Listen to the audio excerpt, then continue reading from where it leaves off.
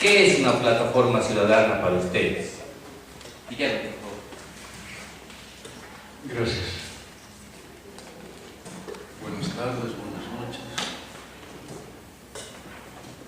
Creo que este momento crepuscular es una muy buena descripción de lo que es un movimiento ciudadano.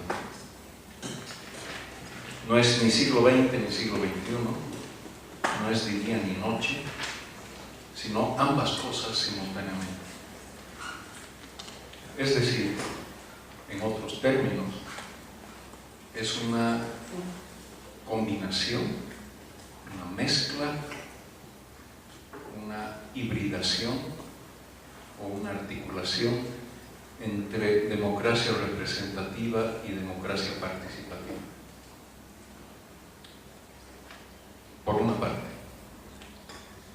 Por otra parte, es también por la negativa resultado de una crisis de confianza. De una crisis de confianza, por una parte, de esta generación, la gente que tiene 55 años, 60 años o más, que son los que hemos construido la democracia en este país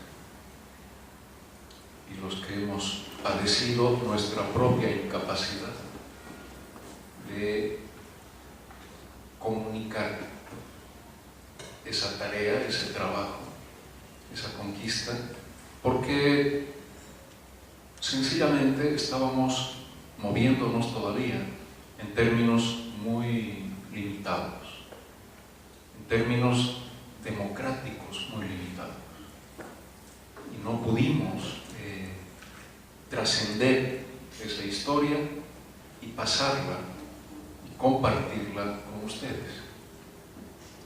Yo diría que ese es uno de los fracasos más dolorosos que hemos vivido este tiempo, y varios de nosotros que habíamos dejado la vida política activa hemos vuelto ahora, entre otras cosas, por esa segunda razón, porque nos dimos cuenta que no fuimos capaces de explicar el valor de la democracia y de formarlos a ustedes como ciudadanos y no como lo que son. Después voy a hablar de lo que son. Entonces, reúno, por una parte, este asunto ciudadano es esa combinación entre democracia participativa y democracia representativa. Por otra parte, es un resultado de una crisis de confianza generalizada, no solo en los mecanismos de la representación, sino en la historia de la democracia boliviana. Gracias. Gonzalo, por favor. Eso, gracias. Buenas casi noches.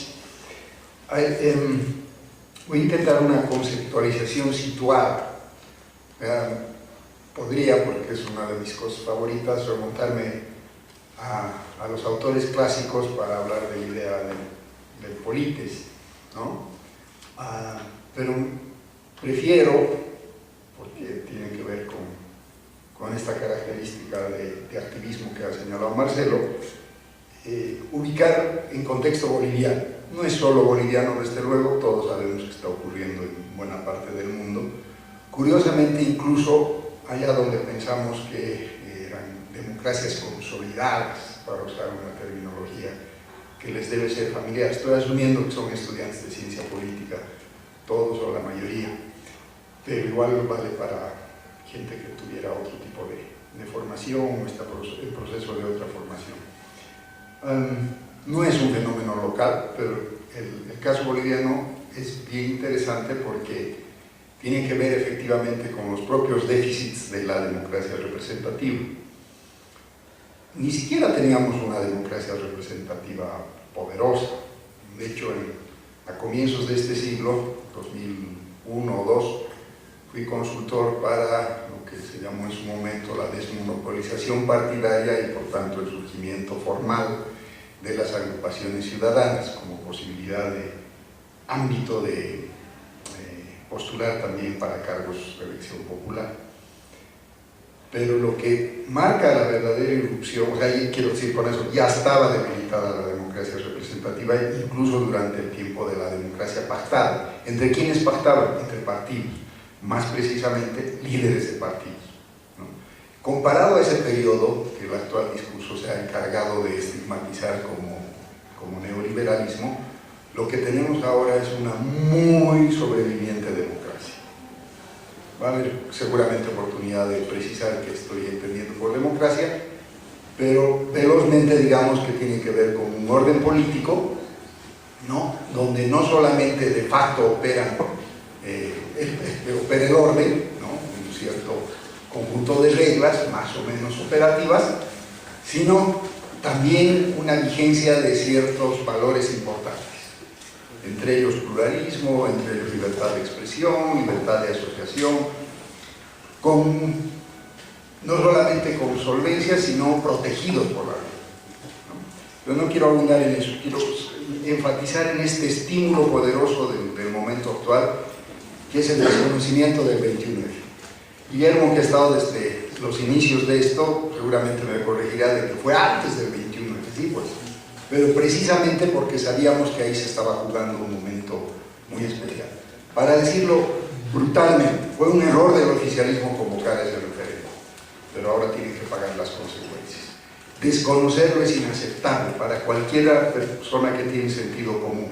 El voto de millones, que son los que han votado entre sí y no, y mayoritariamente, aunque sean por algo más de 100.000 votos, pesa más que ciertamente 6 o 7 tribunos que ni siquiera han hecho los méritos académicos, profesionales para estar en ese puesto, y lo han hecho casi de manera clandestina. Ese desconocimiento es insostenible, y yo estoy dispuesto a discutir con quien sea esa insostenibilidad de esa cuestión, desde perspectiva jurídica hasta por supuesto política, pero la que más me interesa y es la que explica este surgimiento tosudo, valiente, fértil del movimiento ciudadano en Bolivia, es el 21F. Por tanto, vamos a decir que es una reacción de ciudadanos debilitados por este conjunto, por este orden democrático opaco, ¿no?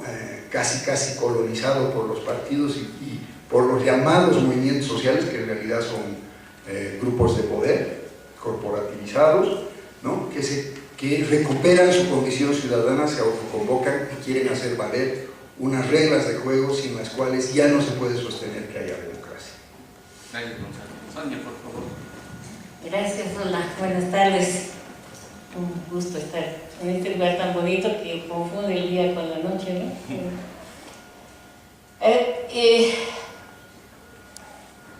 Creo que es importante entender que las organizaciones ciudadanas, las plataformas como se denominan aquí, no son un fenómeno ni propio, como ya se ha dicho, de Bolivia, ni tampoco tan nuevo. O sea, la historia, la ciencia política nos muestra que a lo largo de la historia hemos tenido una importante cantidad de periodos en la historia en que la sociedad civil se organiza de alguna manera en oposición al sistema de partidos y en algunos casos frente al Estado. De modo que lo hemos visto en las décadas recientes, digamos, todo lo que pasó en la primavera árabe, tenemos la referencia de Podemos en España, en fin, muchos momentos en distintas geografías y en distintos momentos en que la sociedad, por las razones que también se han mencionado, se harta, por decir así, de las reglas del juego que no se cumplen, los partidos no cumplen su función básica, que es la agregación de demandas, y surgen este tipo de organizaciones sociales que intentan viabilizar las demandas ciudadanas.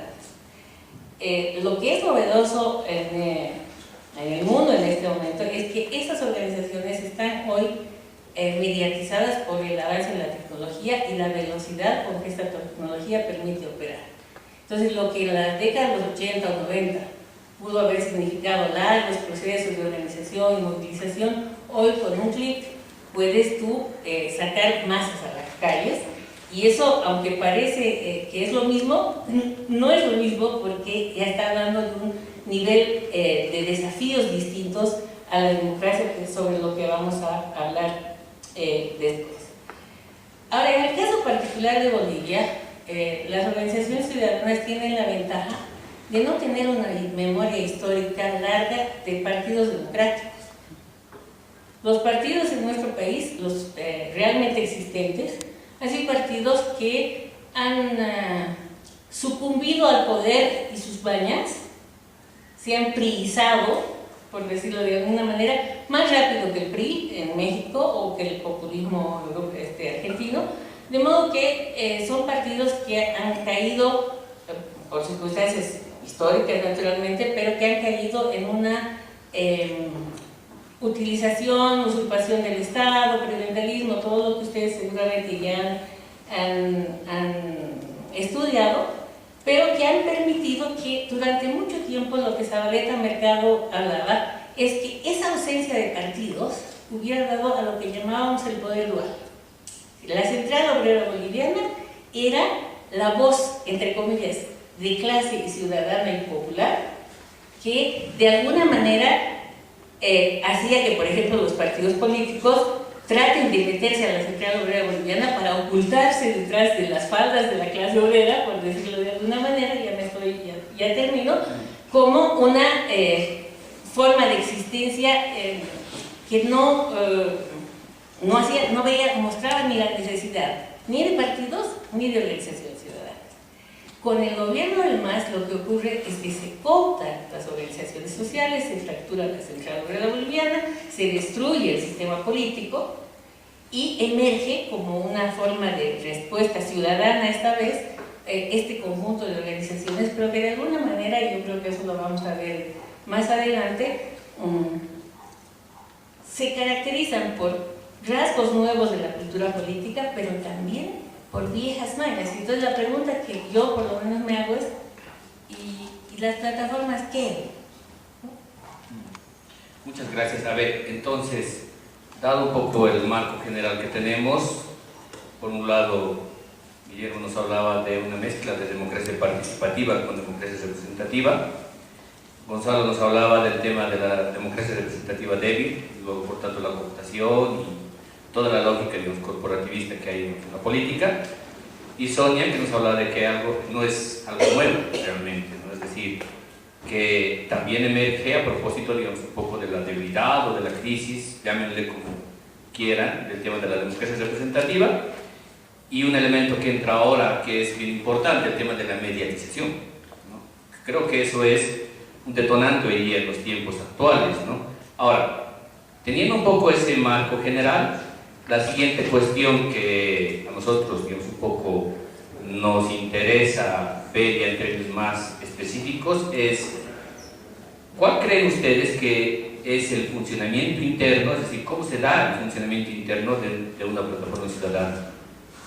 Guillermo.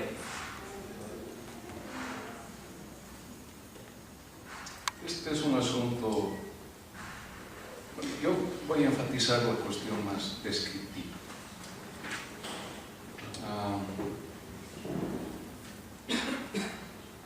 El movimiento ciudadano no es un movimiento, todavía. Yo diría, ni siquiera es un proyecto, todavía, de organización política radicalmente renovadora. Hay elementos, componentes, que nos podrían hacer pensar en que hay unas semillas ahí de un modo orgánico de la vida política que no se conoce hasta ahora. Han surgido, sobre todo en niveles locales, estas organizaciones políticas ciudadanas. Entonces, voy a decir algunas cosas. Por una parte, estas plataformas tienen tres corrientes. Por un lado, son plataformas estrictamente de oposición. Grupos de gente a quienes este gobierno les cae muy mal. Y entonces, ante la ausencia de partidos que puedan expresar este rechazo, se organizan algunas plataformas ciudadanas. O sea, meramente de oposición. Hay un segundo grupo de plataformas que es más grande que el primero, pero yo diría que a estas alturas no es el mayoritario. Y este segundo grupo es el grupo, llamémoslo así, de defensores de la democracia. El que defiende la prevalencia del referéndum, de la soberanía popular, del voto popular, de la voluntad popular.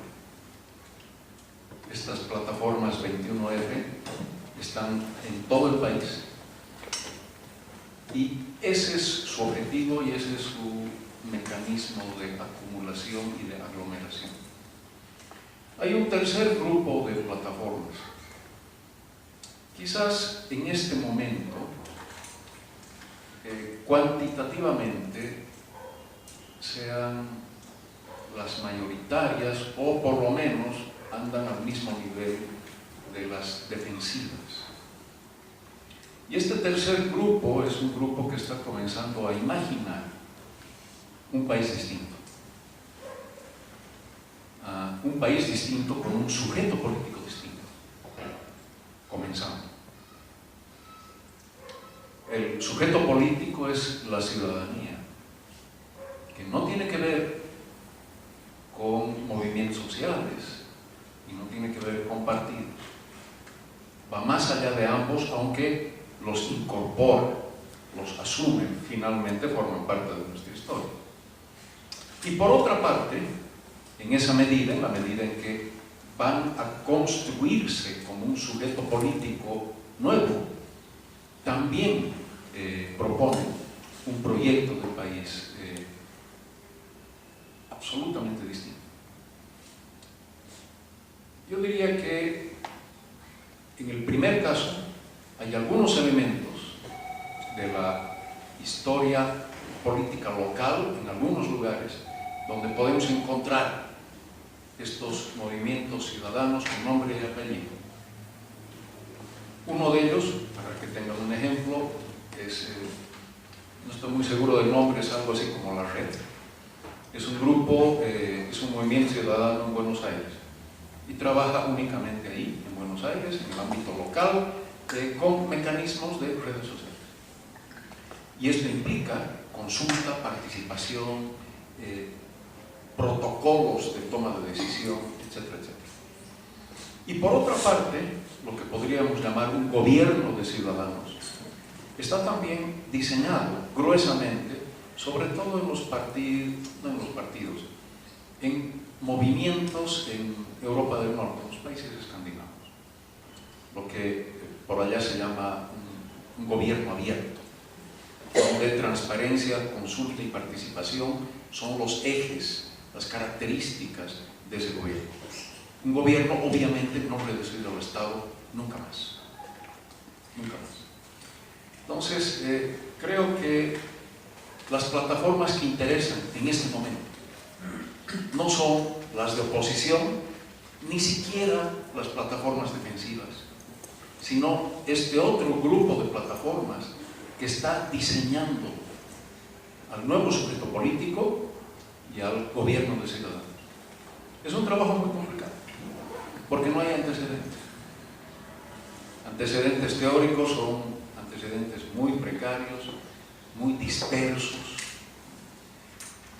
antecedentes históricos muy localizados, México, Argentina, Brasil, en este lado del mundo. Y la parte, en cambio, del gobierno está sobre todo en el norte de Europa. Otra vez, no como experiencia de gobierno, sino como diseño, proyecto, o voluntad o vocación. Gonzalo, por favor. Sí.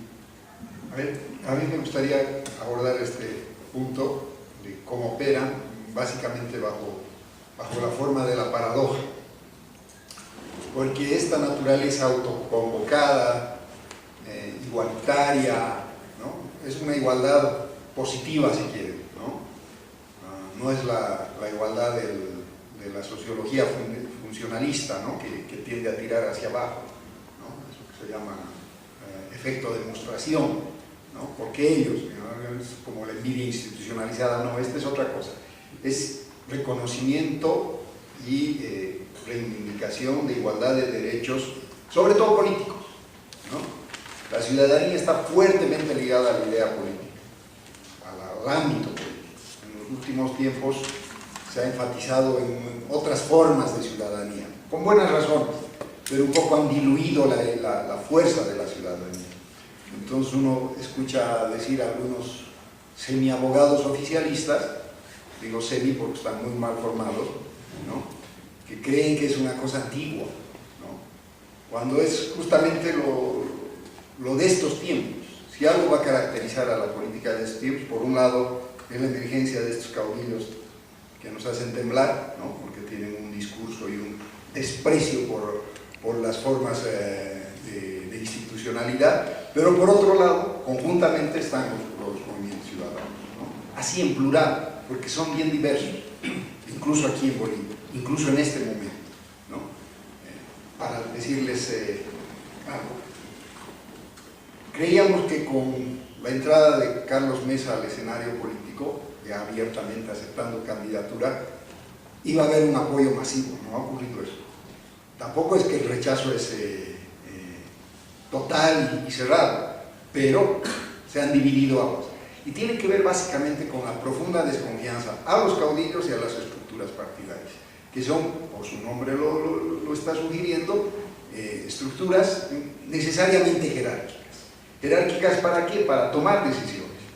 Como ustedes saben, la política tiene es cambiante, ¿no? Impredecible en gran medida, ¿no? Y por eso va a requerir unas intervenciones permanentes. El contexto cambia todo el tiempo, ¿cierto? Por eso hablamos, por eso es tan socorrida la metáfora teatral, pero es un escenario sin guión. A lo sumo, cuando bien nos va, hay reglas, pero usualmente están movidos por eso que con lenguaje actual diríamos es la contingencia, y con lenguaje más clásico es la fortuna de Maquiavelo, ¿no? Esto que no controlamos, ¿no? Ninguna de las partes. Entonces hay esta voluntad profundamente horizontal, igualitaria, que no acepta jefecitos, menos caudillos, y a duras penas líderes, y esa es parte de su fortaleza, pero es también parte de su debilidad. Sobre todo cuando tenemos enfrente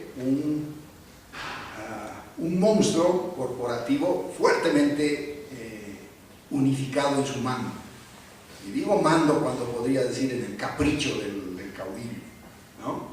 Pero no es un solo capricho, ¿no? Uno se equivocaría si cree que está gualancheando. Hace eso la mayor parte del tiempo, pero tiene una muy nítida visión de poder. Ha llegado ahí para quedarse y nos ha ido diciendo desde el principio, y no le hemos querido creer, acomplejados como somos por la cuestión colonial, ¿no? Entonces, en largo tiempo no le hemos permitido gualanchear, vulnerar una y otra vez las normas, hasta que la que ahora está vulnerando ya es insostenible. Y ahí es donde hay una movilización muy fuerte, pero que tiene esta debilidad de fondo, es casi incapaz de organizarse. Si no tuviéramos WhatsApp, si no tuviéramos redes, estaríamos casi paralizados, congelados con nuestra indignación, pero sin tener los elementos para cambiar, porque los partidos nos parecen, con buenas razones, ¿no? Despreciables, aunque no lo sean. Yo me he pasado la vida profesional criticando a los partidos, por eso he podido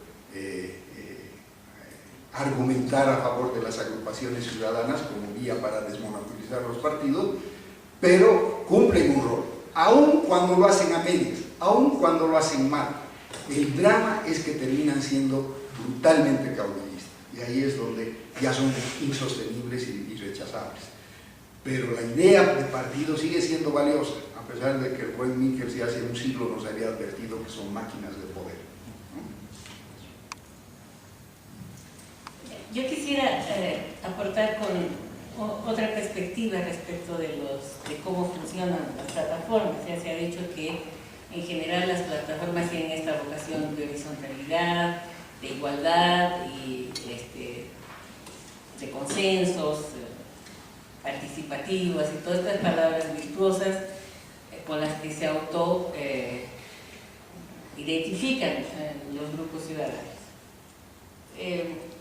Históricamente, probablemente es el movimiento feminista el primer movimiento que ha desafiado de manera sistemática y conceptual este monopolio de los partidos. No se olviden que cuando ya en América Latina se instaura la democracia, 30 años atrás, hubo un gran debate desde las mujeres en particular que salieron de los partidos, se produjo una salida masiva de las mujeres de los partidos políticos por las razones que Gonzalo nos señalaba. No me siento representada, el autoritarismo, caudillismo, y entonces se formó una fuerte corriente a nivel internacional.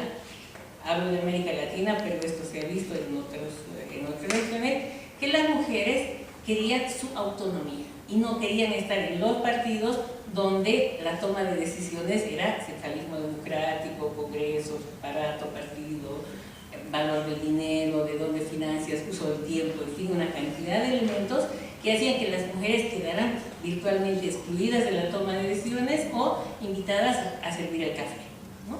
Entonces, esta fue una movilización amplia del movimiento de mujeres en la mayoría de los países donde hubo un restablecimiento democrático, que pasó por la salida de las mujeres y la búsqueda de organizaciones autónomas, horizontales, en contraposición a esa idea de los partidos verticales, autoritarios, etc. ¿Qué es lo que ocurre, por ejemplo, en el caso de la primavera árabe, donde yo he tenido la posibilidad de ver un poquito de cerca? Esta misma, digamos, molestia, hartazgo de la sociedad civil y particularmente de las mujeres, por ejemplo, por los grupos musulmanes, era que cuando los grupos ciudadanos de los países árabes estaban buscando la democracia, las primeras que alertaron sobre los riesgos de apurar elecciones fueron las mujeres, porque ellas decían: los que van a ganar son los musulmanes, son los que nos están violando nuestros derechos. No fueron escuchadas, naturalmente, y después veremos cuál ha sido la historia posterior de estos países. En el caso de España igual, cuando empezó el movimiento ciudadano mixto y horizontal, y todos somos uno, y nos queremos mucho, y nadie manda aquí, en realidad empiezan a surgir en todos los grupos ciudadanos relaciones de poder que son inherentes a la ciudadanía y a la política. Por lo tanto, aunque la voluntad y la vocación era somos todos iguales y decidimos por igual, quienes hablan más, quienes tienen más tiempo, quienes gritan más y quienes finalmente financian la participación y la comida y el café, son los hombres. Entonces resulta que se empieza a producir un fenómeno de exclusión que hizo surgir que en determinado momento las mujeres empezaran a decir: pero yo había propuesto esto y nadie me escuchó. Se han hecho estudios lingüísticos, por ejemplo, de cómo en este tipo de plataformas de vocación horizontal se supone que estamos hablando todos igual, y aquí nos han dado la misma uso del tiempo, y hay un moderador, pero resulta que los varones en los grupos horizontales, democráticos y ciudadanos, tienden a citarse entre ellos mismos. Como dijo el compañero, como dijo él, como dijo yo. Cuando habla una mujer y da una idea nueva, normalmente no es reconocida esa idea nueva por los hombres que la acompañan. Hay una cultura, y ahí entramos al tema de la cultura política, que tiende a deslegitimar la presencia de las mujeres. De esa manera se van constituyendo los liderazgos. Por ejemplo, el que más grita, el que más habla y el que más tiempo tiene, que son los tres factores, aparece liderando un grupo ciudadano donde necesariamente, donde probablemente hay muchas mujeres que son tan activas y tan capaces como él, pero que no tienen la fuerza política, ni el reconocimiento, ni la visibilidad para ser líderes. Entonces, este es un primer problema de relaciones de poder que no están, y no es que los hombres vayan a la plataforma a decir: no la vamos a dejar a las mujeres, no, es más, las invitan. Es más, les ponen en el asiento. Pero en la lógica de un reconocimiento patriarcal a la cultura del que habla mejor, del que habla más fuerte, del que grita, las mujeres empezamos a achicarnos. ¿Ya?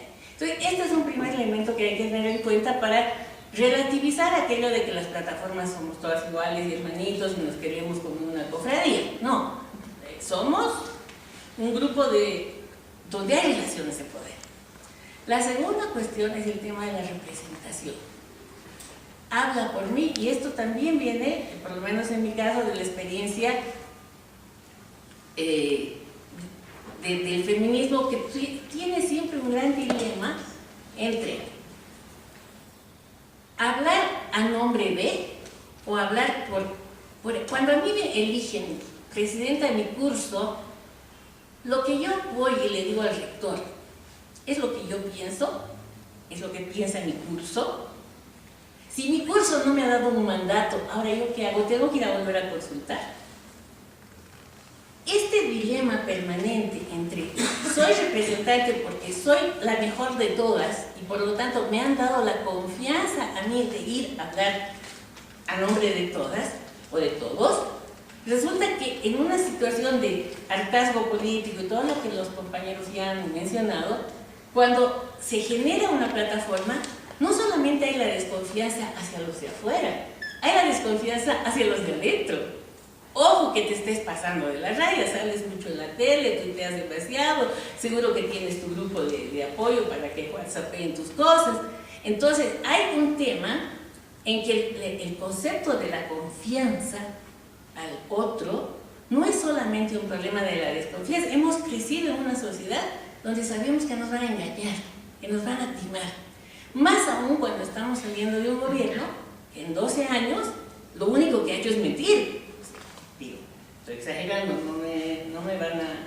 Pero quiero decir, hay una cantidad de mentiras políticas que hacen que la desconfianza social ciudadana entre hombres y mujeres, entre ciudadanos, en un modo donde hay débiles, porque no todos los que van a la plataforma ciudadana son con la misma capacidad de activismo.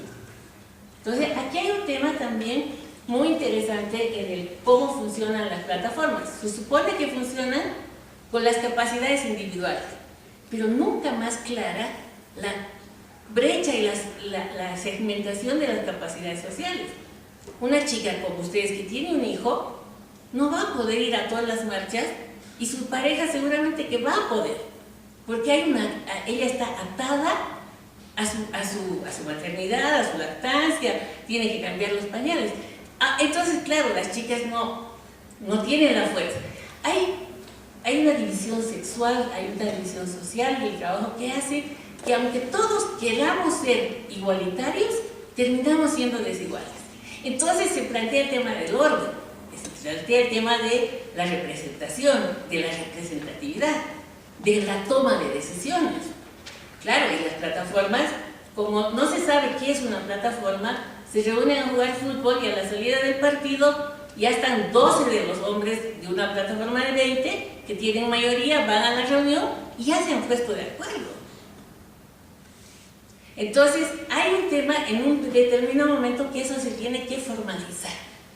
Y entramos a un desafío muy grande que es cómo pasas de algo que no puede ser eterno en una sociedad donde todos tomemos la decisión en la asamblea a una forma de democracia participativa que es, yo creo, el talón de Aquiles de todos los esfuerzos democráticos. Porto Alegre en Brasil es una experiencia maravillosa, se hizo un municipio donde la gente votaba el presupuesto, votaba las autoridades, censuraba, etc. Pero cómo coexiste eso con el Estado Nacional y los grandes desafíos. Y finalmente quisiera decir a este respecto que las plataformas ciudadanas, por definición, tienen que ser temporales, porque el momento en que una plataforma comienza a hacer esta reflexión que nos plantea Guillermo y a plantear y vislumbra un proyecto político, un proyecto de país, estamos afortunadamente y necesariamente yendo hacia un partido. Entonces, tenemos que sincerar, creo yo, la discusión sobre, no, nos hacemos la plataforma, pero en realidad estamos haciendo partido. Hay un híbrido entre los dos, hay una transición entre los dos, que hay que transparentarla y que tiene que mostrar que en ese proyecto de país, por ejemplo, en el 21F, yo salgo a la calle y me voy de la mano de las Cuñambarete, que son unas mujeres muy poderosas. Yo me muero de envidia porque ellas tienen una capacidad de movilización que ya quisiéramos las feministas, que nos creemos un poquito más radicales, hacer una movilización como las de ellas. No podemos, tienen una capacidad masiva, pero yo no gobernaría con ellas, porque no reconocen mis derechos básicos como mujer. Entonces, claro, las plataformas articulan intereses puntuales de resistencia, de rechazo, de avance, pero a la hora de formular un proyecto país, yo quiero un proyecto país que no me lleve a Bolsonaro, que no me lleve a rechazar a los homosexuales, que no me lleve a violar derechos humanos. Y entonces ahí necesariamente vamos a tener que entrar en una discusión de cómo los partidos políticos se relacionan con los movimientos ciudadanos, que espero que no duren para siempre, porque al durar para siempre van a adoptar los vicios de los partidos y los suyos propios, que son los de esta excesiva espontaneidad. Gracias, Sonia. Bueno, Sonia se ha adelantado en realidad a la siguiente pregunta, ¿no? La extensión del tiempo ha servido porque te has adelantado también un poco para la siguiente pregunta que vamos a hacer. Tenemos, tenemos todavía 3 preguntas más sueltas. Entonces, este viene mucho a lo que decía hace un momento Sonia con el tema de la temporalidad, ¿no? ¿Ustedes ven que la cooperación entre los que participan dentro de las plataformas ciudadanas es una cooperación constante o es efímera? Entonces luego, por tanto, ¿terminarán siendo las plataformas un fenómeno coyuntural?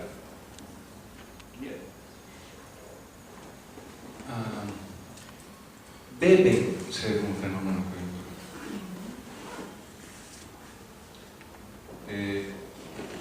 Y la alternativa es una sola alternativa, por allá o por acá. O desaparecen, y van a desaparecer una buena parte de las plataformas, y las que no quieran desaparecer, para no desaparecer, tienen que reinventar la política. Y este es un desafío muy grande. Yo voy a utilizar una metáfora para explicar en qué consiste esta mutación. Los partidos políticos del siglo XX han sido animales depredadores. Esa era su lógica, su manera de vivir y trabajar dentro de la vida política. El nuevo animal político, este partido ciudadano, para llamarlo de esa paradójica manera, va a ser un animal anfibio. Va a tener que tener la cualidad de la mutación. Sin esa cualidad, el partido ciudadano no va a existir. Ahora, ¿en qué consiste esta paradoja, este partido ciudadano, que es un animal anfibio? Anfibio en varios sentidos. Por una parte, va a recuperar, va a trabajar, va a tener que incorporar dentro de su naturaleza las tradiciones del siglo XX. Ojalá lo mejor de las tradiciones políticas del siglo XX, de las tradiciones socialistas, la equidad, de las tradiciones liberales, la libertad. Y ojalá no los muchísimos vicios de estas tradiciones del siglo XX. Y por otra parte, además de los partidos ideológicos, llamémoslos así entre comillas, va a tener que incorporar la política identitaria.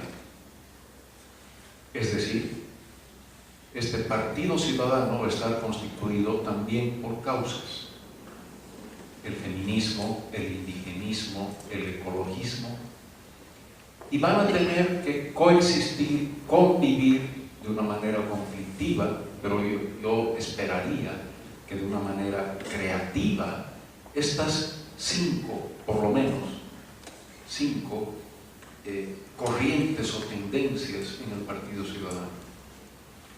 El Partido Ciudadano no va a ser nunca más, no podría ser esa cosa a la que estamos acostumbrados, ¿no? En ciertas tradiciones, sobre todo, llamémoslas entre comillas de izquierda, porque esa palabra se ha degradado mucho, un comité central, etc. O en los otros, ¿no? En los liberales, también enormemente degradados, con un caudillo, con sus jerarquías y sus intereses. Este Partido Ciudadano, en el Partido Ciudadano van a coexistir. Si quiere existir y si quiere reinventar la democracia, van a tener que coexistir estas tendencias. Y van a tener que trabajar para fortalecerse mutuamente y para combinarse. Si estuviésemos en otro país, seguramente no habría indigenismo. Si estuviésemos en otro país, quizás la tendencia ecologista sería un poco más débil. La única tendencia que creo que acá o allá o más allá va a tener centralidad es la corriente o la tendencia feminista dentro de este Partido Ciudadano. Y en el caso nuestro, ya más específicamente, necesitamos ecologismo porque hemos sido un país extractivista toda nuestra vida. Necesitamos indigenismo porque la condición colonial nos ha marcado y nos sigue marcando. Y necesitamos feminismo porque somos un país horriblemente machista, ya ni siquiera patriarcal, es una palabra hasta linda. Somos machistas y listos, no se acabó. Por esa razón, estas tendencias, que son las tendencias de la política identitaria, deben estar marcadas ahí. Pero además las del siglo XX. Además. Porque todas las posibilidades o las proyecciones del socialismo no solo no se han cumplido, sino se han traicionado. Y las posibilidades liberales también se han traicionado. Es entonces una construcción, un diseño muy extraño de este Partido Ciudadano. Porque va a ser inevitablemente, si queremos reinventar la democracia, un nuevo tipo de animal, un otro tipo de animal político que no existe hasta ahora. Y la invención de eso requiere, y con esto termino esta cosita, de 2 elementos que no sé si se los pueda entender, requieren un desarrollo un poco más largo. No, voy a mencionar unos otros. Requieren de una estetización de la política. Muy brevemente, durante la Segunda Guerra Semimundial Europea, Walter Benjamin hablaba de la necesidad de politizar la estética. Todo tenía que ser política, porque todo tenía que estar peleando contra Hitler y contra lo que Hitler representaba, incluidas las artes, incluida la creatividad, incluida la inteligencia emocional. Creo que este es un momento radicalmente distinto. Lo que necesitamos es estetizar la política. Lo pongo en otros términos. Pelear, luchar, construir un mundo justo ya no es suficiente. Y sobre todo, para ustedes no es suficiente. No los convoca. Está bien, saben, tienen conciencia de que hay injusticias y demás cosas, pero no vamos a desgarrarnos las vestiduras, las pocas que tenemos, el resto de nuestra vida para construir un mundo justo. No es suficiente. Necesitamos, además de un mundo justo, un mundo hermoso. Un mundo en el que valga la pena vivir. Gracias, Guillermo. Gonzalo es muy humorista. Sí. A ver, a mí me gustaría empezar dialogando con esto que dice Sonia a propósito de la igualdad, de la horizontalidad. Muy lejos de mí de idealizar. Guillermo sabe que a duras penas voy a algunas reuniones de varias plataformas y voy poco, porque hay ahí pequeños caudillitos, pues, ¿no? Los figurones, los figuretes, ustedes saben, ¿no? Que a veces la gente ve solo eso. Entonces, muy lejos de mí de idealizar, ¿no?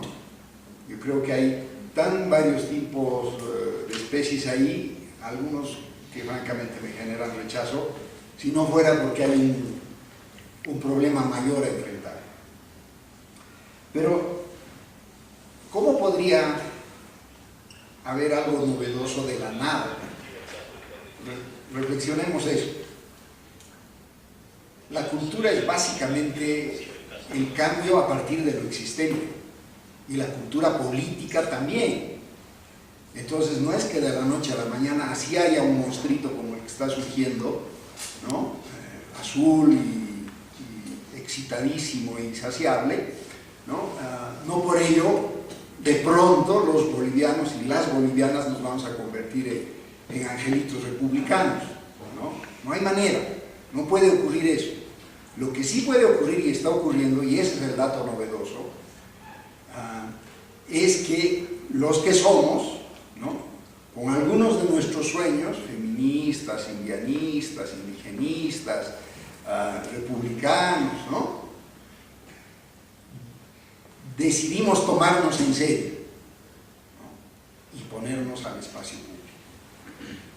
Pero vamos cargados de todas nuestras otras cositas más, ¿no? Todas nuestras cargas que no necesariamente son conviviales, no necesariamente son horizontales, no necesariamente son libertarias, ¿no? Están cargadas de prejuicios, de dogmas, ¿no? de verdades únicas. Con todo eso vamos, ¿no? Tienen su lado amable, qué bueno, ¿no? Y ahí sí entro un poco a lo de la temporalidad. Ese lado amable, ese lado luminoso de nuestros prejuicios, ¿no? Que ni siquiera están muy razonados, nos indigna la injusticia o la opresión, ¿no? O este machismo que ahora además es violento, ¿no? Es feminicida, y entonces nos indignamos, ¿no? A veces ni siquiera podemos articular un discurso al respecto, ¿no? Yo espero que todos nosotros sí, porque ustedes son lo que Elías Canetti llamaría cristales de masa, ustedes y nosotros, ¿no? Estos que a pesar de cuando se diluye la masa, que solamente funciona alimentada por situaciones excepcionales, ¿no? Persisten, porque su compromiso es mayor. Elías Canetti, por si acaso, Premio Nobel de Literatura, 81 me parece, no teórico político, pero para que vean, nos podemos abrevar del arte también, ¿no? Con gran placer, es mucho más seria, no tanto como la teoría política, pero puede a momentos bajarse a dialogar con los literatos. Ya ven que tenemos nuestros propios gremialismos, lo digo en chiste, por supuesto, gran respeto a la literatura, por supuesto que sí. ¿Quiénes son los cristales de masa? Canetti da dos ejemplos.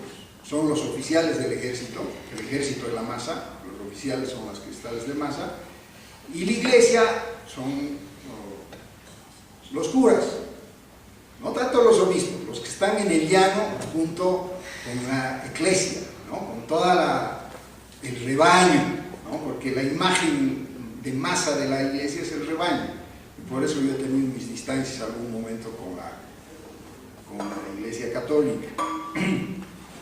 Hoy hay que sumar otros cristales de masa, algo parecido a los guardabosques, piensen en el oso yodo, ¿no?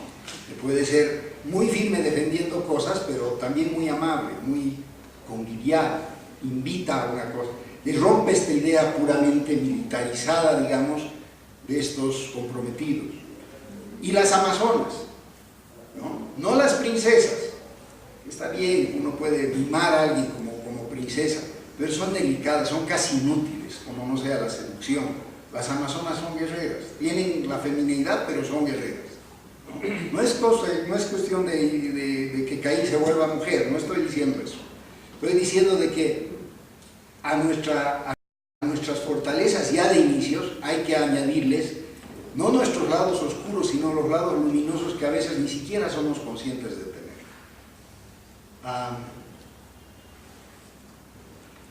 ¿Por qué es tan importante un momento como el que estamos viviendo? Porque nos mueve de nuestros letargos. Aquí quiero introducir un puntito porque básicamente en relación a temporalidad ya he dicho lo que quería decir. En su primera presentación Guillermo ha hablado de las generaciones que han construido la democracia.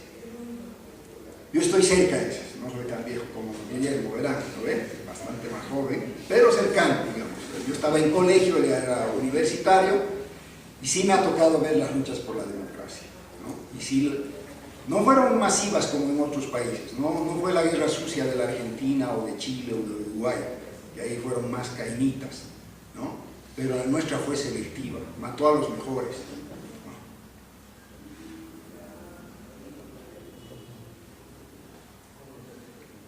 Que eso no nos pase, que eso no nos pase, y por eso he dejado mi cubículo, mi aulas universitarias y estoy metido en activismo, en el que puedo hacer. Yo no voy a salir a reunir masas, sí puedo impugnar las idioteces que dice el vicepresidente, las pendejadas que dicen toda esa bola de levantamanos azules, ¿no? Y las hago permanentemente. Desde hace 2 años escribo, me impongo escribir este tipo de cosas, todas confrontando, porque ya está bueno de que nos tomen por idiotas. Idiotas en el sentido más clásico del término. Idiota es aquel incapaz de convivencia. Y a nosotros nos están tomando como una bola de átomos aislados, incapaces de desafiarnos. Y ya está bueno.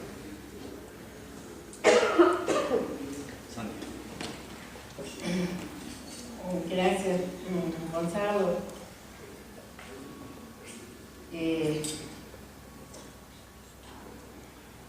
Esta idea del partido de la ciudadanía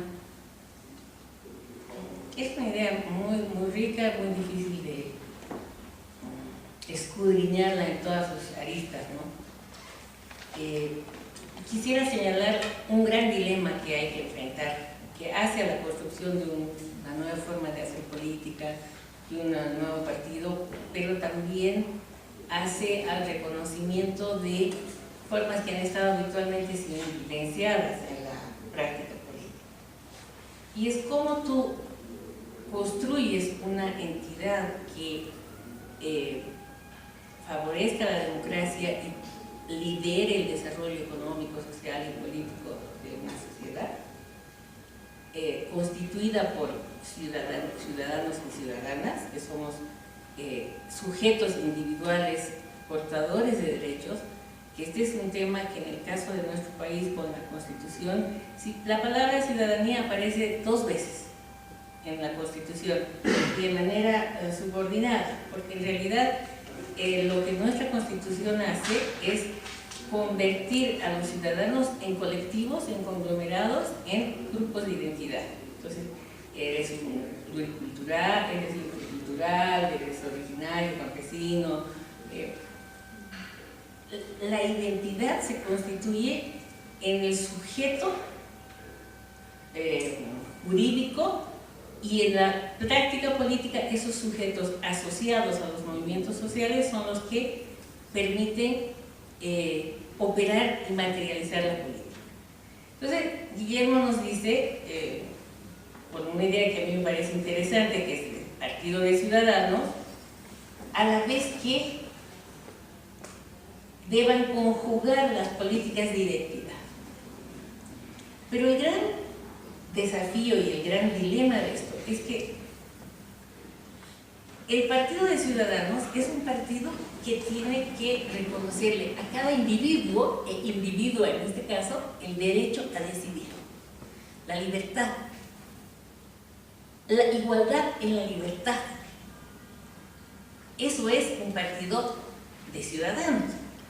A la vez que, por las razones históricas y muchas que se han señalado, a las identidades se les reconoce un derecho propio a existir, porque eres mujer, porque eres indígena, porque eres negro, porque eres... ¿no? Y en esa política de identidad se comete, creo yo, un grave error que es, de alguna manera se ha señalado aquí. Claro, es muy fácil decir las mujeres, pero ¿por qué a las mujeres las van a tratar como a minoría? Si las mujeres, para comenzar, son, si no la mitad, la mayoría, mitad más uno de la población. Por tanto, las mujeres no somos una minoría. Y colocarnos como identidad, como minoría virtual, como si tuviéramos un colectivo homogéneo que tiene intereses propios diferenciados, es un riesgo que convierte, por eso cuando los presidentes o las autoridades te dicen y mujer, ¿no? Entonces vamos a hacer no sé qué, para los hombres y las mujeres, ese y mujer, que es el no darse cuenta que las mujeres somos parte integral de la sociedad y tenemos nuestra identidad de mujer, pero también podemos ser indígenas, también podemos ser trabajadoras, también podemos ser madres. Somos sujetos, al igual que los varones, que uno no dice y los hombres, porque los hombres pueden ser, ocupar cualquier estamento y estrato de la sociedad. Cosa que es distinta con grupos que pueden ser considerados minorías como los cooperativistas, los mineros pequeños o algún grupo que se relaciona y reconoce su identidad, ya sea por una pertenencia geográfica o territorial o por una pertenencia lingüística, aymaras, quechuas, guaraníes, ¿no? Pero que significa que son formas de identidad que la democracia, en su sentido más amplio, tiene que respetar y reconocer. Pero reconoce el derecho a hablar de tu lengua, a vestir como tú quieras, a creer en tu religión, sin imponerle un comportamiento, o más bien sin otorgarle un comportamiento que sea propio de la... A ver, ¿cómo quiero decir? Sin convertir su representación en un tema de cantidad. Creo que el reconocer la tendencia de las feministas, la tendencia de los indígenas, la tendencia de los rurales, genera, y lo estamos viendo en Bolivia, un severo problema de representación, porque a título de identidad se reclama un espacio en la política que es antidemocrático, porque la democracia es una persona, un voto. Ya tenemos en el sistema, digamos recuperando la tradición liberal, había una forma de sobre-representación en los senadores. Se elige un representante por espacio territorial y por demografía. Me parece que es una cosa válida, legítima, que se puede pensar o no pensar. En el caso de las mujeres, siendo la mitad de la población, se ha reconocido durante mucho tiempo que las cuotas hacían esta acción positiva para que las mujeres, como decía anteriormente, no queden relegadas a sus oportunidades de igualdad en el ejercicio de la campaña. Pero desgraciadamente en el caso de Bolivia, esto de las políticas de la identidad nos ha llevado a un descalabro de la democracia que tenemos que reflexionar. En Bolivia tenemos 50% de mujeres en el Parlamento y han hecho escarnio de la igualdad entre hombres y mujeres, porque no hay otro país fuera de Ruanda que tenga tantas mujeres en el poder. Y sin embargo, en estos 12 años, las cosas que se han logrado en beneficio de las mujeres pobres, de las trabajadoras, de las indígenas y campesinas, son menos de las que se lograron cuando había 30% de mujeres. Entonces, combinar las políticas de identidad y tener mujeres representantes, oye, los fascistas las matan a sus mujeres y las parlamentarias miran a un lado.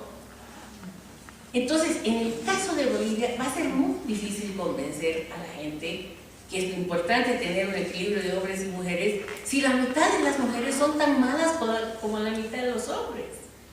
Yo no estoy diciendo que hay que tener elección calificada, pero creo que en el caso de Bolivia, uno de los desafíos más fuertes que vamos a tener es explicar la importancia de la igualdad entre hombres y mujeres, a pesar de lo que hemos vivido estos 12 años, en que las mujeres en el poder han sido cómplices de los feminicidios, han sido cómplices de una falta de política contra la violencia, son indiferentes a la mortalidad materna, se están muriendo las mujeres por el cáncer. ¿Y dónde está la voz de las mujeres parlamentarias? Entonces, lamentablemente, desde el punto de vista conceptual, uno puede decir, claro, hay que reconocer a las mujeres, pero desgraciadamente las mujeres que han entrado al poder y sus cómplices en estos 12 años, lo que han hecho es hacernos retroceder al punto en que casi uno quiere tener pocas mujeres, pero buenas. Pocas mujeres, pero igual digo lo mismo para los hombres, pero es que se juega mucho con que las mujeres tenemos derecho. No tenemos derecho a ser estúpidas, no tenemos derecho a ser cómplices. Y yo, que vengo del feminismo histórico, estoy pensando que la única forma de interpelar a esas mujeres que han gobernado a nuestro nombre y que han entrado al Parlamento por nuestra lucha, porque hace 30 años estábamos peleando nosotras para que las mujeres entren.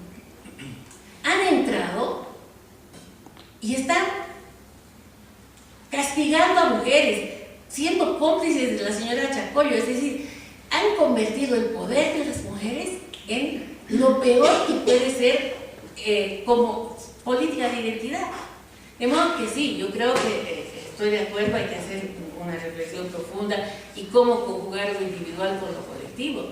Pero lamentablemente en Bolivia lo colectivo ha dado lugar, es decir, lo colectivo como se ejerce, al abuso del poder por parte de hombres y mujeres, al usos y costumbres donde te matan porque creen un ladrón, y si eres cocalero eso no quiere decir nada. Es decir, todo eso que significa el respeto de las identidades en Bolivia, tenemos que recoger, rehacer y reiniciar, y por otro lado tenemos que enfrentar un país que debe mucha plata, que la economía no está bien, que tiene una cantidad de problemas, y tenemos que pedirles a las plataformas que sean pacientes, o sea, que no esperen el cambio de un día para otro, porque ese cambio de un día para otro no va a ser posible. Entonces, mi punto en esto es que, claro, a mí me seduce mucho la idea de un partido ciudadano que se conjugue lo individual con lo colectivo, pero eso son palabras muy grandes, porque tenemos que limpiar todo el desastre que está quedando después de 12 años y más. Muchas gracias. A ver, entonces, la penúltima pregunta. ¿Qué incentivos internos, hablando en un sentido bastante amplio en realidad, con el tema de las...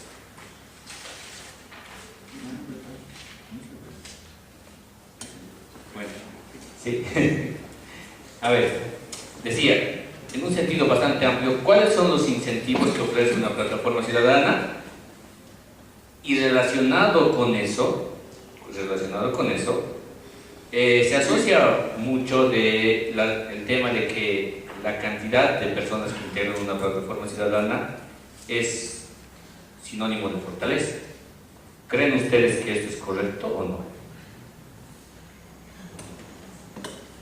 Incentivos y cantidades. A ver, incentivos. Participar en una plataforma, no me imagino qué incentivo pueda tener. Me refiero a ustedes. Para nosotros el incentivo es un trauma, es una culpa, es una incapacidad de haber desarrollado sosteniblemente la democracia, para utilizar una metáfora que viene de la economía. Para ustedes, ¿por qué sería interesante participar en una plataforma? ¿No conocen otro gobierno que no sea este?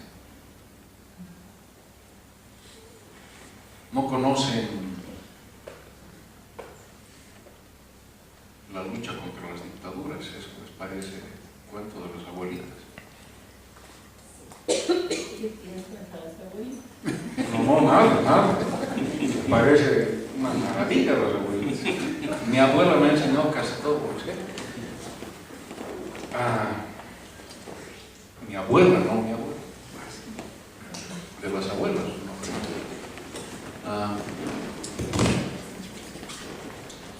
Creo que si hay un incentivo, es un incentivo de futuro. Si los jóvenes no reinventan el país y no reinventan la política, están condenados a repetirlos. No, ni siquiera a repetirlos, están condenados a repetirse. Y eso es lo peor que puede haber. Creo que es el único incentivo, es la reinvención.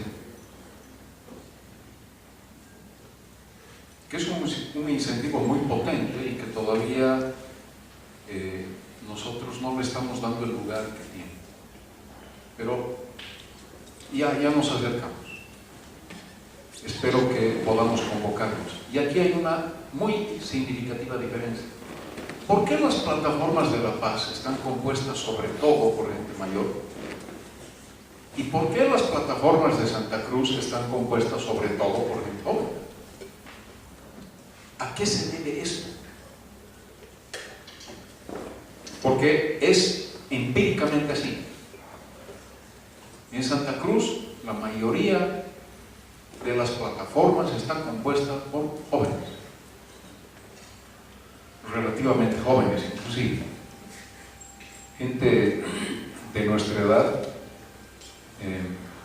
Es muy poca, realmente muy poca.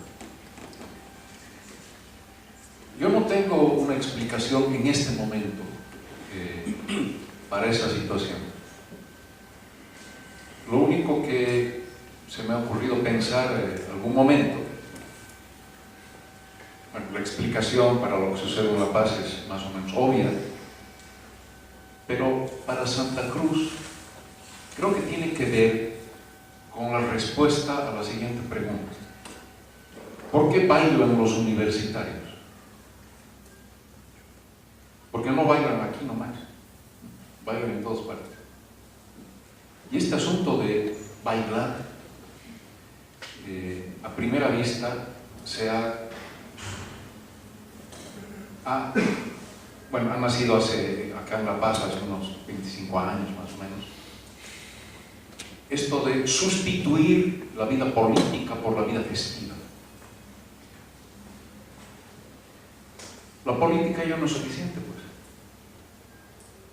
No es suficiente el trabajo por el bien común. Porque ahora hay otras cosas. Eso que les decía hace un momento. Pelear por un mundo justo no es suficiente. Se necesita un motivo más allá de la justicia. Y ese motivo más allá de la justicia, yo me lo imagino como construir un mundo hermoso. Un mundo en el que valga la pena vivir. Y creo que por eso bailan los universitarios y no hacen política. Política en el sentido tradicional. Porque bailar, por lo menos, es una sensación, pura sensación, claro, de que vale la pena hacer algo en un sentido colectivo.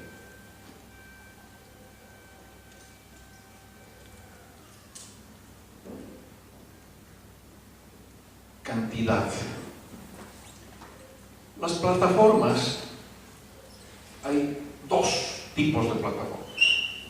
Las plataformas cuantitativamente importantes son cualitativamente irrelevantes.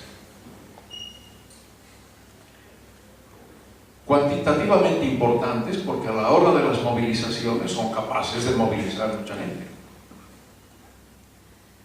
Pero es una movilización sin proyecto, sin sentido, más allá de la mera actitud defensiva.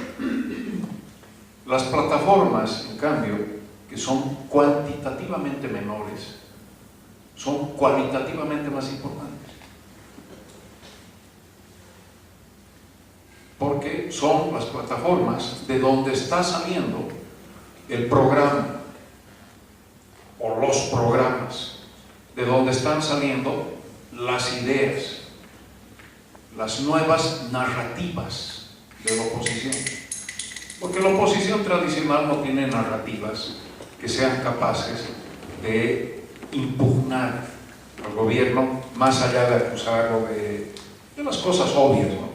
El gobierno más corrupto de la historia, el gobierno más racista de la historia, hacen elogio de la pedofilia y no pasa nada, etcétera, etcétera, etcétera. Yo creo que y lo digo con algún conocimiento bibliográfico, que este es un gobierno peor que el de Melgarejo. Lean un poquito Melgarejo y se van a dar cuenta de la dimensión de lo que estoy diciendo. O sea, si uno hace evaluación de todas las oportunidades que han existido y de cómo no solo se han derrochado, porque este sería un mal menor, se han derrochado las oportunidades, sería un problema, una desgracia, pero finalmente un mal menor. Lo otro es lo grave. ¿Cómo han contaminado de lo peor? ¿Cómo han contaminado de lo peor a la política? ¿Cómo han convertido a la política no solo en una mala palabra, sino en un pecado? Un pecado no en un sentido religioso, sino en un sentido espiritual. Ese rechazo generalizado que hay a la vida política, esa palabra y esa acción sagradas, es la herencia de fondo de este gobierno, la despolitización. Nadie quiere hacer pensar la política. Y eso creo que es enormemente grave. Ustedes han pasado de la política a la festividad. ¿Por qué no les ha quedado otra? Porque identifican la política con lo peor que tiene el ser humano, con el abuso, con la corrupción, con la prepotencia, y eso es enormemente dañino.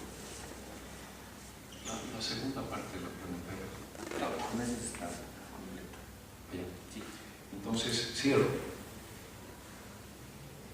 Esto de la cantidad me parece todavía insuficientemente, que no tiene poder explicativo dentro de las plataformas, más allá de lo que mencionaba. Las plataformas con poca gente son lo que podríamos haber llamado en el siglo XX el partido de cuadros. Y las otras plataformas, las masivas, por ejemplo las cuñas, donde había una mezcla horrorosa de todo, o alguna otra plataforma que hay por acá, son lo que se hubiese llamado partido de masas. O en otros términos, caudillos versus rebaños. Si algo no ha sucedido en las plataformas, es que ninguna de estas formas se ha consolidado. En las plataformas no hay plataformas de cuadros y plataformas de masas. No hay definitivamente, no hay claramente. Todas las plataformas que andan diseñando proyectos de futuro, que andan trabajando por recuperar la vida política como parte de la vida diaria, son, sí, verdad, plataformas de poca gente, pero que trabajan en ese sentido, ¿no? Para que la vida política sea otra vez el trabajo por el bien común. O sea, incentivos y cantidad. Okay. A ver, lo de los incentivos, porque conecta con lo que intenté introducir hace un momento.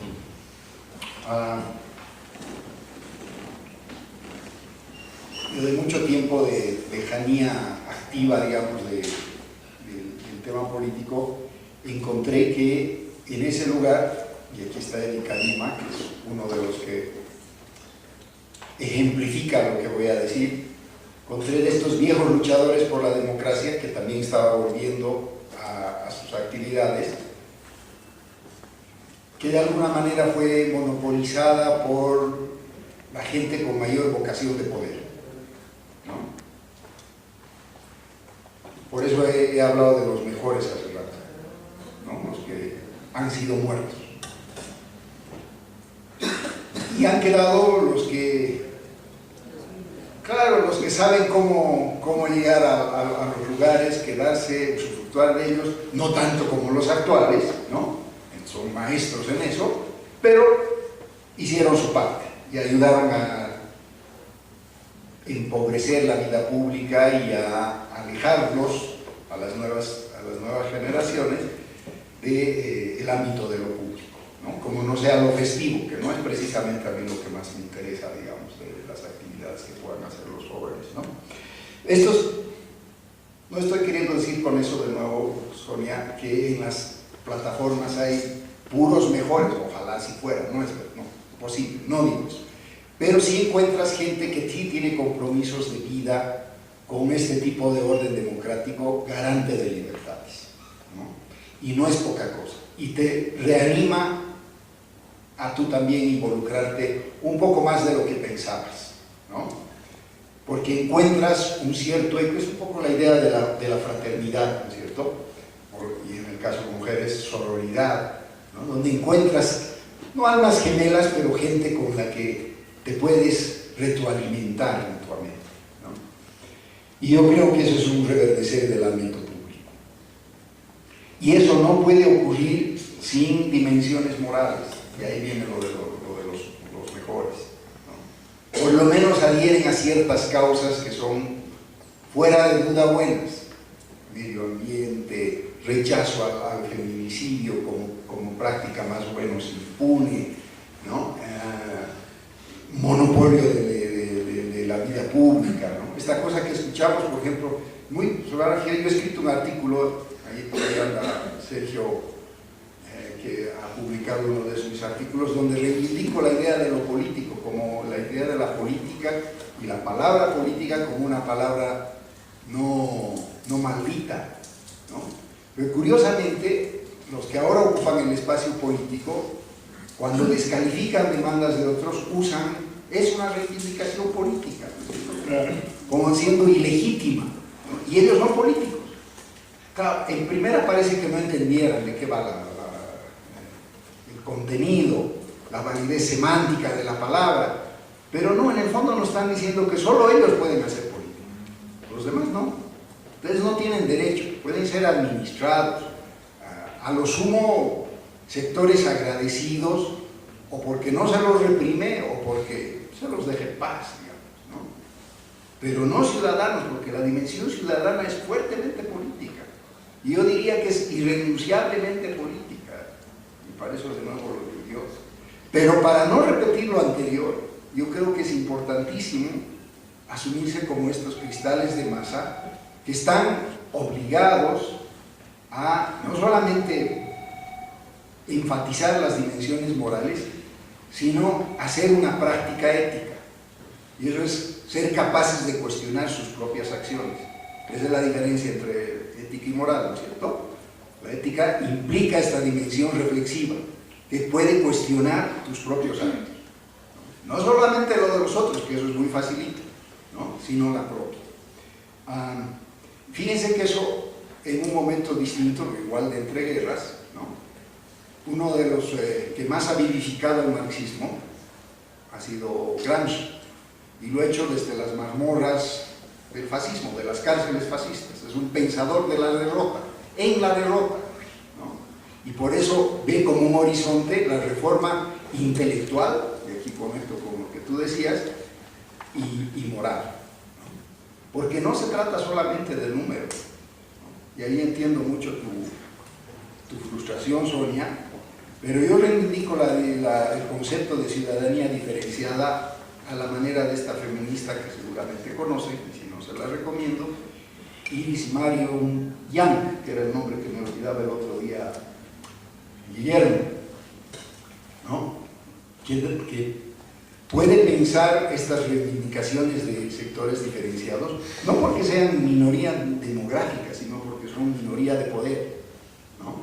Pero pueden recoaligarse en lo que ella llama ha operado en el norte del continente y del mundo, estas alianzas arcoíris, ¿no? De ahí viene la bandera que se suele asociar al movimiento gay, pero no es exclusiva de ellos, ¿no? ¿Qué hace que eso sea comunicable? No sean tribus que excepcionalmente marchan juntas, sino sean grupos de ciudadanos con causas propias, ¿no? Pero son capaces de entender las otras. Esta dimensión me parece que es irrenunciable y es la dimensión de la reflexión, ¿no? Darte cuenta que el otro, y no es solamente por eso en la fórmula de Gramsci está bien dicho, ¿no es cierto? No es una reforma intelectual y moral, no es solamente racional, tiene que ver con las dimensiones, lo dice un sociólogo colombiano, sentipensantes, ¿no? Donde están en juego también tus emociones, están en juego también tus amores, también tus filias, ¿no? Pero tenemos que ser capaces de contener. Y esto pareciera poesía, ¿no es cierto? Pues está bien pues que sea poesía, ¿no? Pero incluso, y con esto cierro, un teórico de la política tan aséptico como Giovanni Sartori, a quien sin duda ustedes conocen, cuando habla de la democracia, y aquí conecto con un diálogo pendiente con Guillermo, ¿no? Dice que hay una dimensión del deber ser irrenunciable. Lo dice Sartori, no lo está diciendo Bobbio, por ejemplo, que era más filósofo que teórico o político, digamos, ¿no? Y por tanto esta dimensión sentipensante está más presente, sino lo dice un duro como Sartori, ¿no?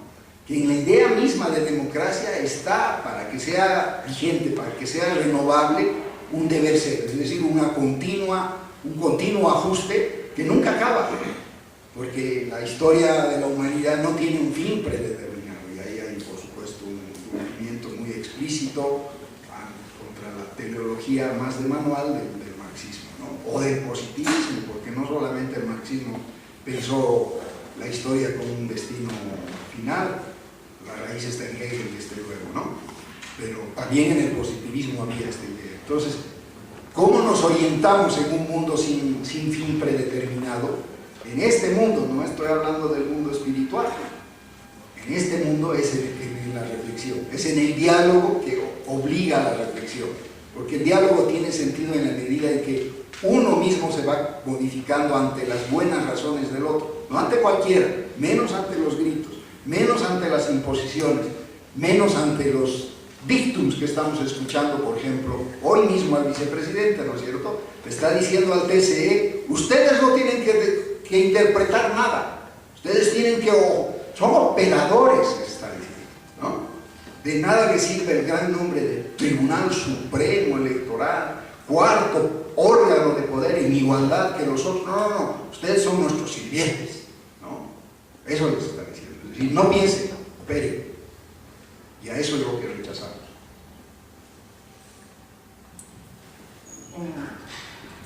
Los incentivos. Hay que ver las biografías de historia de los pueblos, de los íconos de la democracia. Yo puedo decir que cuando yo era joven, mucho más joven que ustedes, y había estado presa y torturada y sobreviviente de la dictadura de Francia.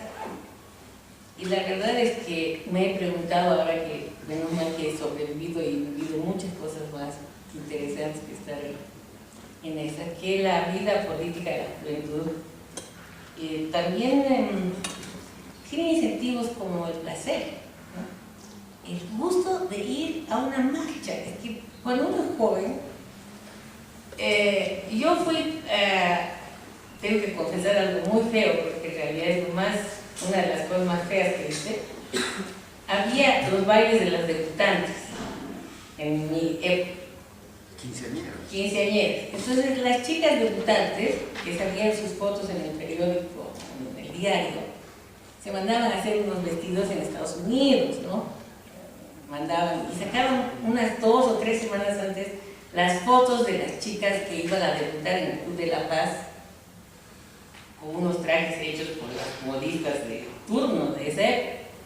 Y nosotras, yo vengo de la clase media bastante acomodada, digamos, no era que no podía tener mis 15 años, pero me parecía tan indigno porque desde mi formación, desde el colegio donde yo estaba, el tener una generación que era capaz de estar pensando en sus 15 años y en sus vestidos de modas, era lo que nos indignaba a nosotras, sus padres.